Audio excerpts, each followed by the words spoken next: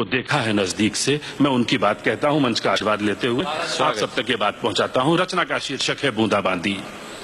कि हमारे घर देर से पहुंचने पर बीबी इतनी जोर से भड़की गुरु कि हम समझ गए बरसात होने वाली है शुरू। जो गरजते हैं वो बरसते नहीं वाला मुहावरा जिन लोगों ने भी बाजार में फेंका है उन्होंने हमारी बीबी को नहीं देखा है।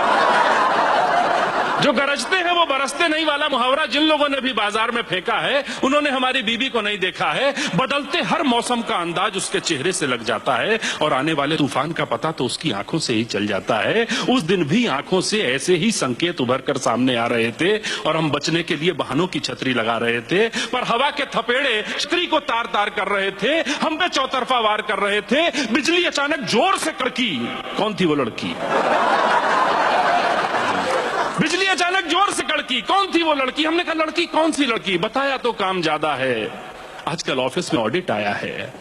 वो बोली अच्छा फिर कितने पैसे मिल जाएंगे इस ओवर टाइम के? क्या रेट है तुम्हारे यहां वर्किंग टाइम के? उस पैसे से हमें एक आध नई साड़ी दिलाओ या फिर कोई और बहाना बनाओ। मैंने कहा ये सच है, बहाना नहीं। वो बोली जाने दो, क्या इतने सालों में हमने तुम्हें जाना नहीं? वो बोली जाने दो, क्या इतने सालों में हमने तुम्हें जाना नहीं? अब की बादल गरजे तो दोस्तों पे हो रहे थे खर्चे। महफिल जमाई होगी, पूरे महीने की तनख्वाह एक दिन में उड़ाई होगी। महफिल जमाई होगी, पूरे महीने की तनख्वाह एक दिन में उड़ाई होगी। मैंने कहा तनख्वाह खत्म हुए तो हफ्ता बीत गया, पैसों का कटोरा तो कब का रीत गया। अब की घुमड़ी घटाएं तो हम बताएं, ले दे के रह जाता है सिनेमा, है ना? आज कौन सा टाकिज घूम लिया? बच्चों की किस फरमाइश का खून किया? आज कौन सा टाकिज घूम लिया? बच्चों की किस फरमाइश का खून किया? मैंने कहा माना कि देर कुछ ज्यादा हो गई है, पर इतनी भी नहीं कि बात का बतंगड़ बनाओ। एक छोटे से अपराध पर दाना पानी लेके चढ़ जाओ। अरे मैं तुम्हारे और बच्चों के ख्वाब सजाने की ही सजा पा रहा हूं। जिस देर से आने को तुम मेरी अय्याशी समझ रही हो, मैं उस वक्त में भी 4 पैसे कमा रहा हूं। मैं उस वक्त में भी 4 पैसे कमा रहा हूं। पूरा 1 महीना कुछ बच्चों को पढ़ाया है, तब जाकर आज का दिन आया है। लेके आप आया हूं तुम्हारे लिए दवाई और बच्चों के लिए किताब, और तुम समझ रही हो लड़की, सिनेमा, ताश और शराब। अब थम चुकी थी आंधी और शुरू होने वाली थी बूंदाबांदी।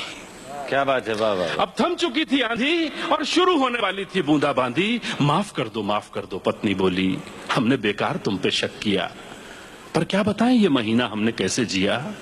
तुम्हारा देर से आना एक बवाल उठा रहा था, मन में न जाने कैसे कैसे सवाल उठा रहा था। हमारे चारों ओर बनने लगा था कम हवा का दबाव, गजब था बादलों का जमाव।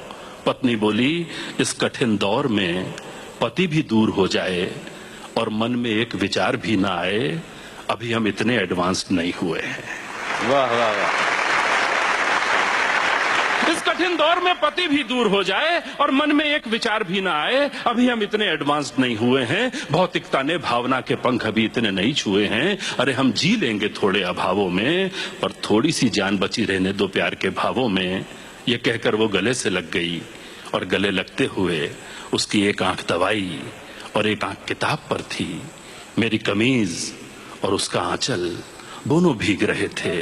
बारिश पूरे शबाब पर थी, बारिश पूरे शबाब। बहुत अच्छा।